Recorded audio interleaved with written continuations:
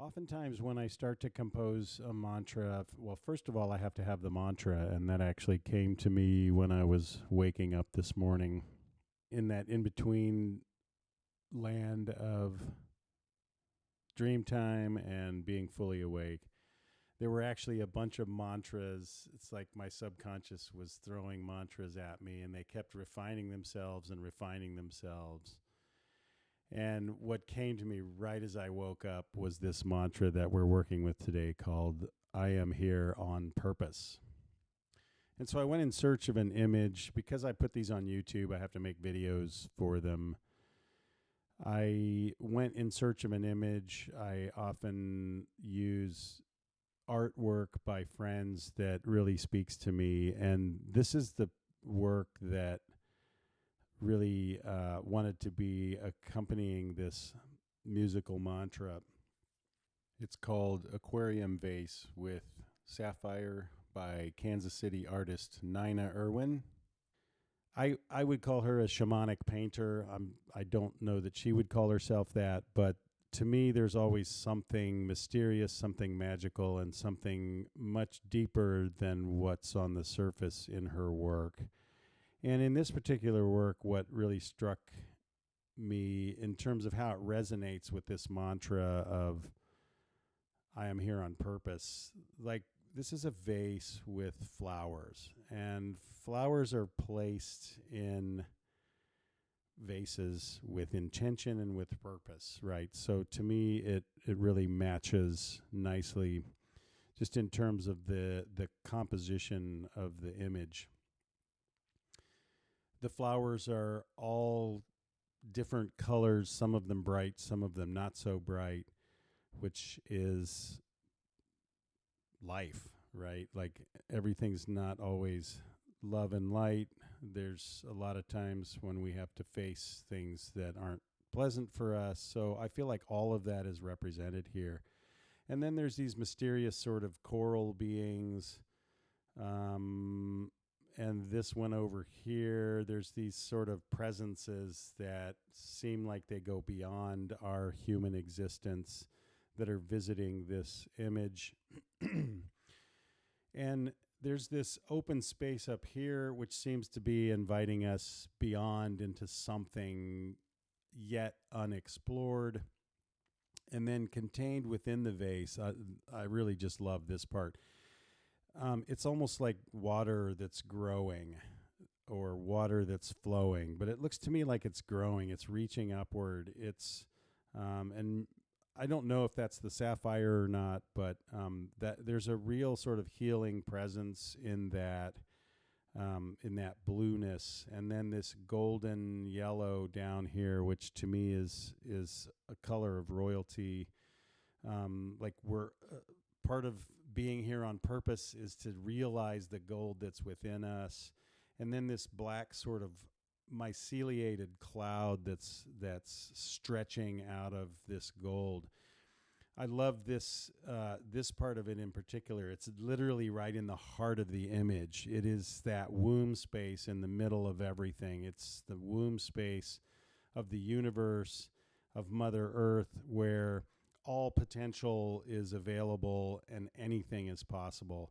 So those are some reasons I think this image really jumped out at me to be used for inspiration for this mantra, I'm here on purpose. So when I'm inspired by an image like this, one of the first things I try to do is find sounds that seem to express parts of the image or facets of the image. So one of the first things I started with was this this platform that whatever this is that the vase is sitting on, to me is like a really solid, deep foundation that maybe even goes beyond what we can see.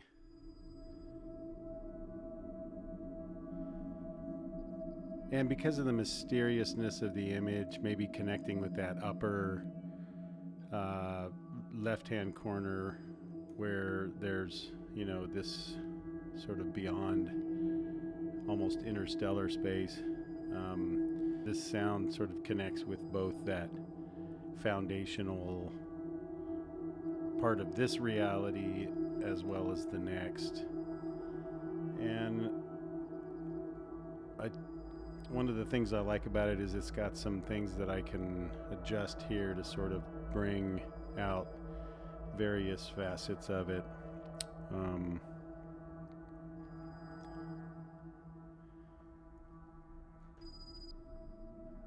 There's sort of this beeping sound. Maybe that is more of a presence that connects with those blue dots in the image. So things that I can change over time as the musical mantra goes on. Sometimes a tough thing with a sort of bass sound or a sound that's kind of holding a space for the rest of the music is having it not be too overpowering and not too static over the course of the piece of music. So this one has some possibilities for me to work with it, and also to carve out some space if I want to sort of embed something else in it, with just a simple filter here.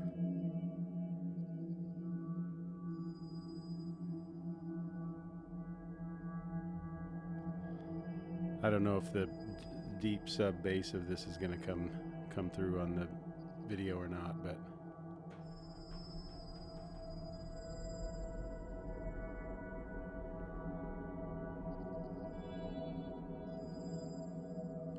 it's also got one of my favorite sound qualities, I think, or sound behaviors, I would call it. The sort of pitched noise or pitched wind sound. A lot of my music will have this kind of a airy sort of sound in it. Wind, I think, is one of my favorite sounds, along with water. So, and that's another sound that I thought of right away when I was looking for sounds for this. So this water sound,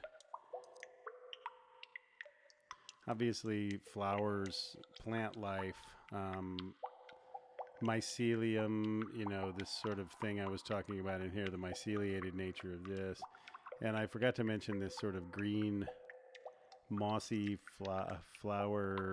leaf flower thing up here too. So to me, there's a very moist aspect to this. Even this stone down here, if that's what we want to call it, doesn't look to me like dry stone. It looks like stone that's maybe been rained on recently. So, and as I mentioned, water is one of my all-time favorite sounds that I really compose a lot with.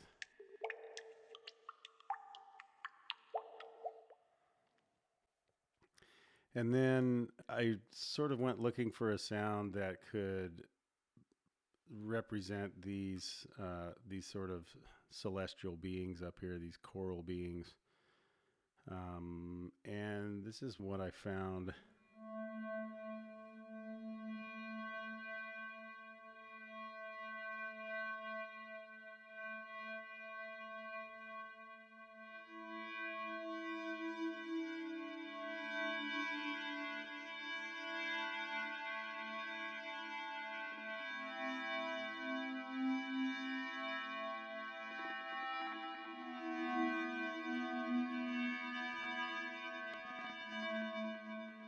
I think what I like about this sound is the roundness of it, right? These beings in this image are not harsh. They're very round around the edges. They're soft. They're not intruding in this image. They're just sort of a calm, quiet, cool presence. And this sound, so that's where like something in an image can inspire the way I choose a sound based on the sound's behavior. So this one doesn't have a real sharp attack on it. It's got a sort of gentle front end. And it's also got some spectral change over time that I really like, which maybe is like the shadings of the color within each of those figures. And then it's got this little thing at the end. This little crackly, crunchy thing, which, you know, to me is all over the image. It's the little purple splotches up here on the bottom of these beings. This one has some larger ones. And these, of course, these blue dots that are nice little water-like presences in the image. Let me turn that up a little bit so you can hear it a little better on the back end.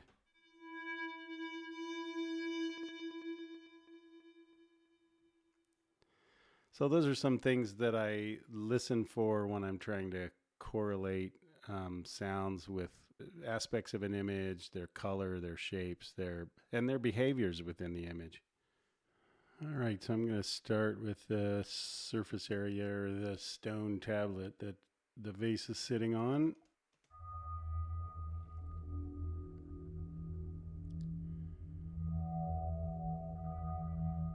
Let's get that drone going in the background. And for some reason, I've always felt this one starting in E. No idea where that comes from, but that just is what feels right and sounds right.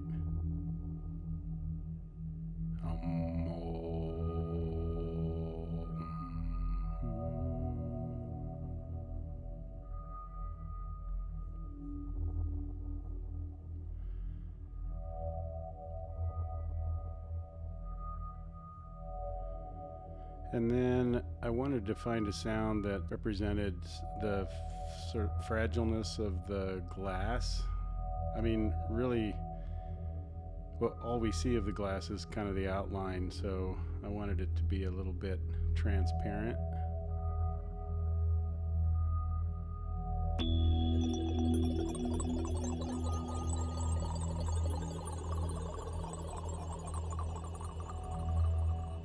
It's got that watery kind of sound that I love, but it sounds more like little glass beads.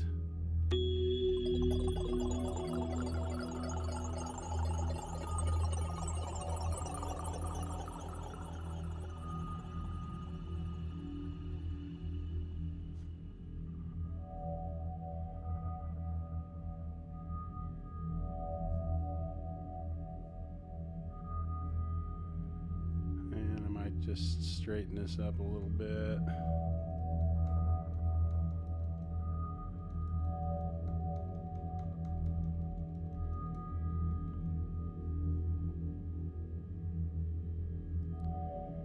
I love drones. I've always loved drones. I always feel like there should be a Droners Anonymous. Hi, my name's Paul. And I'm addicted to drones.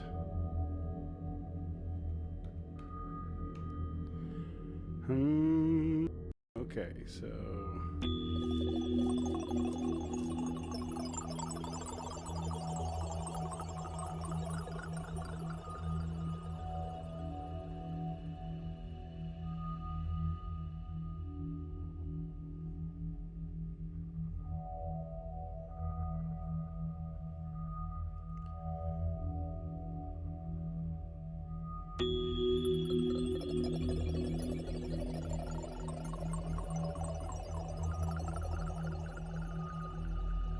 I'm going to add some water.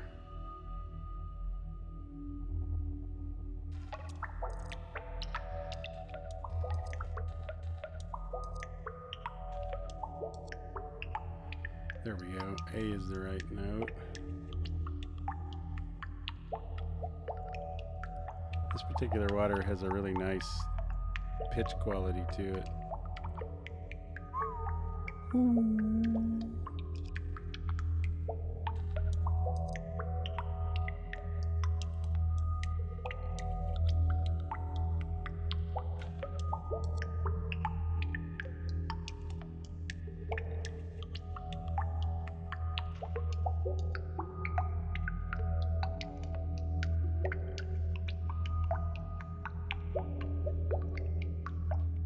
think I'll work with those two elements for a while to get a base set, and then I'll be back to add some other things on top. So I've got a start that I like here. I added the water, the glass, and then these little coral beings. So this is sort of the drone, and these little beings come in, and the watery sort of mystery element, I think, is kind of the vibe that I'm capturing so far.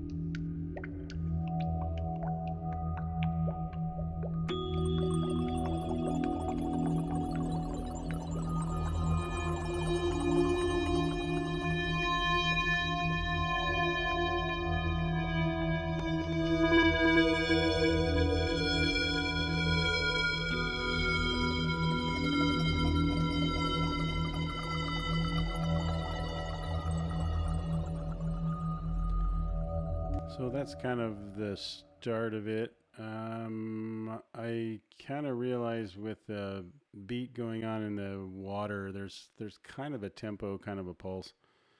I'm gonna try to find some really almost lo-fi drums to go along with that in the background. Give me a minute, I'll be right back. Okay, so I've got the foundation laid. It's got all the elements I want in terms of the overall vibe of the painting, and the mantra, I'm here on purpose.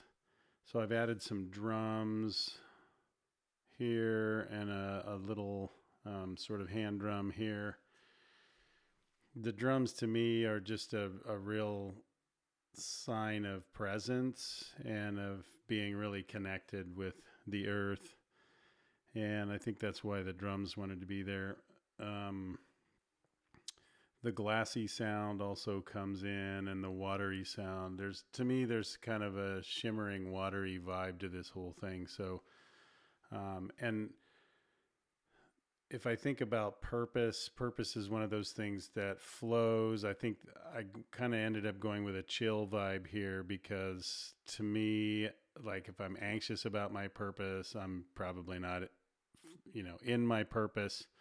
I'm not being on purpose. So the more centered and the more harmonious I am with whatever's going on around me, the more chill I'm going to be, and just can not really be uptight about anything. So I think that's why I went with the overall chill vibe on this thing. So there's the drone, the surface area.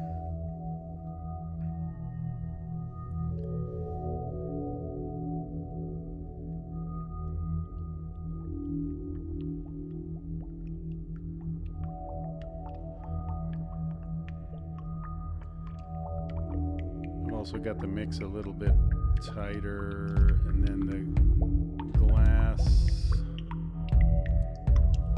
sort of the glassy fragileness of it comes in. Maybe those are the flowers too.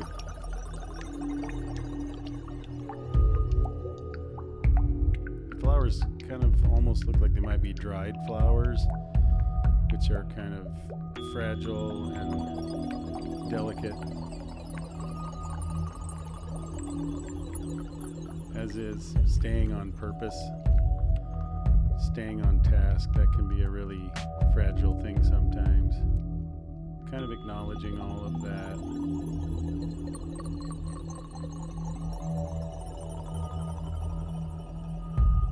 And then skip ahead a little bit to these beyond beings, I'm calling them, the little coral beings.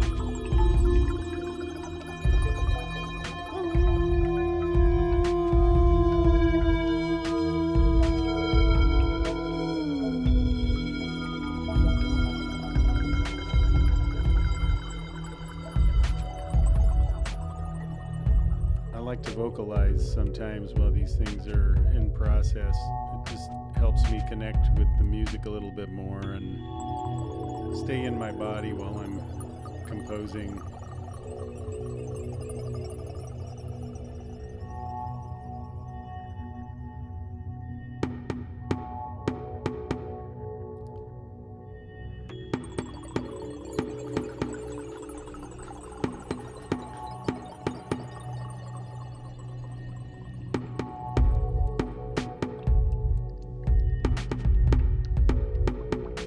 Like the way the beat gets reinterpreted there with the little African drum.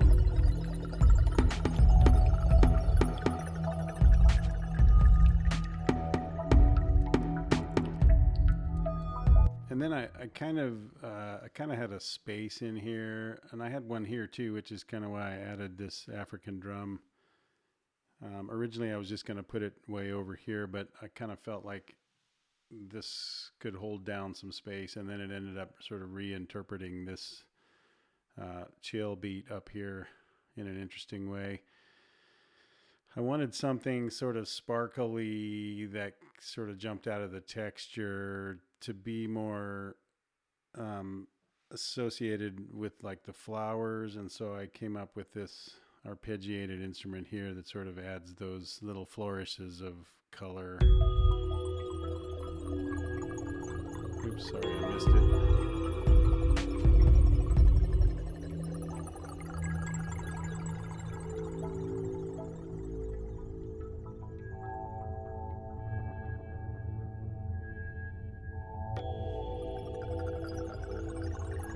Well, I really missed it because it's not turned on.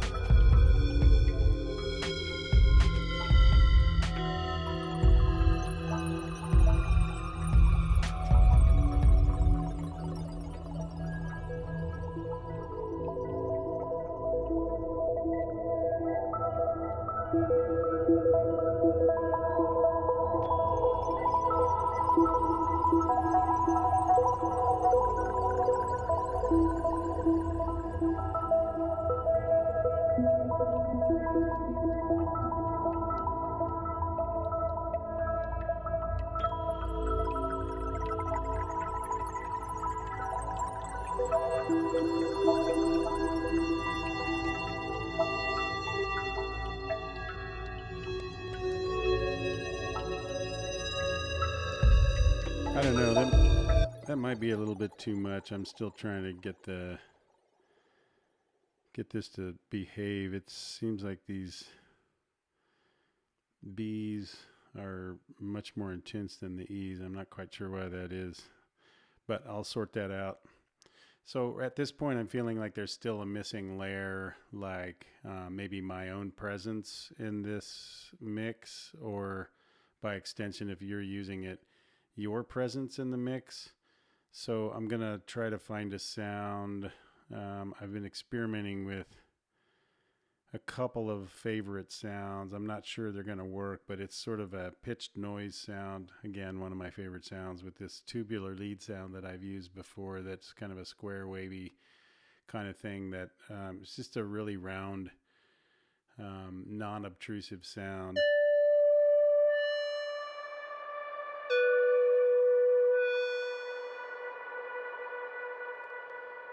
And I like that the wind sort of is a byproduct of the sort of lead sound.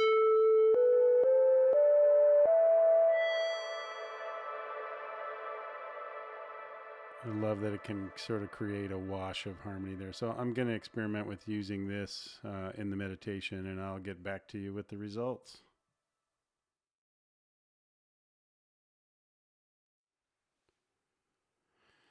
All right, so I think this is about done. I've gone through and tuned most everything. I'll make a few more passes before I print it. I felt like it was missing something, and so I ended up adding this seed rattle thing.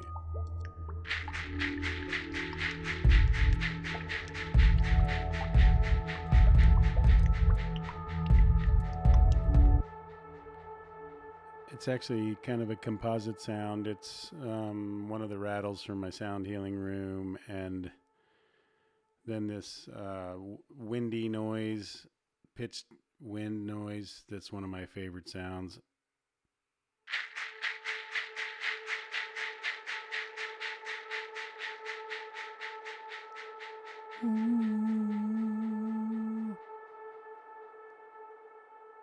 One of the things that I find often happens in my tracks is that there's a balance of the four elements, sometimes with the fifth element of metal.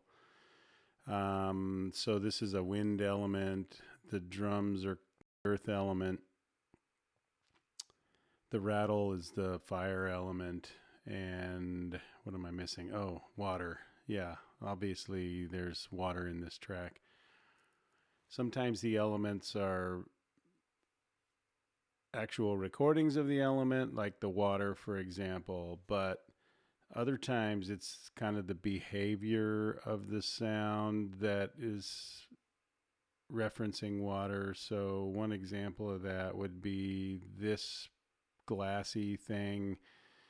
While it evokes water in a couple of ways for me, like it's kind of icy, or it's kind of like ice cubes in a glass, but also it's just the granular nature of water sounds.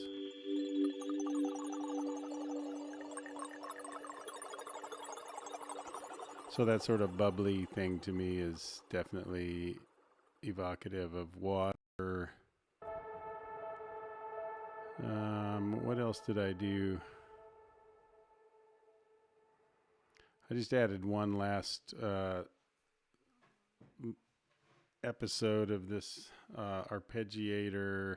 I also went through, I found I do this often, like I add reverb to everything in the beginning of the process, and then one of the last things I have to do is go through and take all the reverb out. So this particular sound had a lot of reverb on it early on, and I just took it all the way out.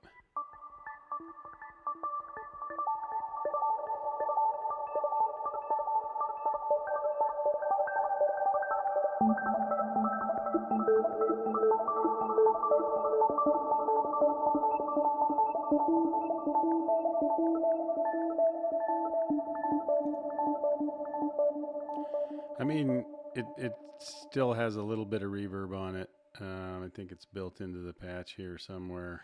But I took it way down from where it was.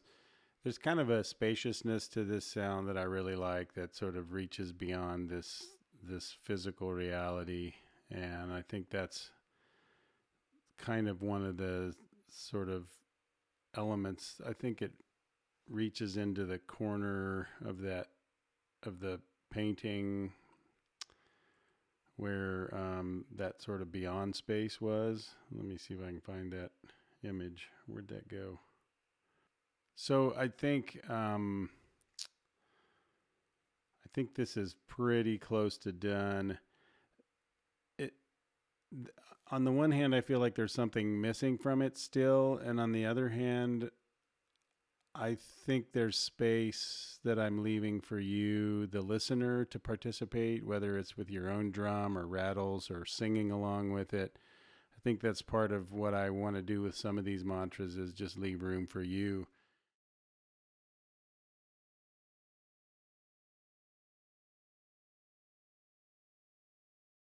I'm here on purpose is kind of a vague idea, right? Like it doesn't give me any specifics about what that purpose might be or how I can live on purpose. And what I find is when I practice these things, I start making different choices. I may get up earlier and make sure I do my stretching routine in the morning. I may set an agenda before I go to sleep, just remind myself of what I'd like to accomplish the next day, and my mind works on those all evening, and then the next day I actually get those things done. So even a mantra like this that doesn't have a lot of specific tasks or ideas behind it can actually begin to help me modify my behavior, my choices, my decisions, and how I move through life. So I encourage you to try this, to practice it. It's one of the most powerful practices I've ever discovered for changing my own life and for moving my own life in the direction I'd like it to go. So I'm going to head downstairs to the sound healing cave and just give you an example of what I might do with this mantra. Thanks for joining me, and I hope this is useful for you.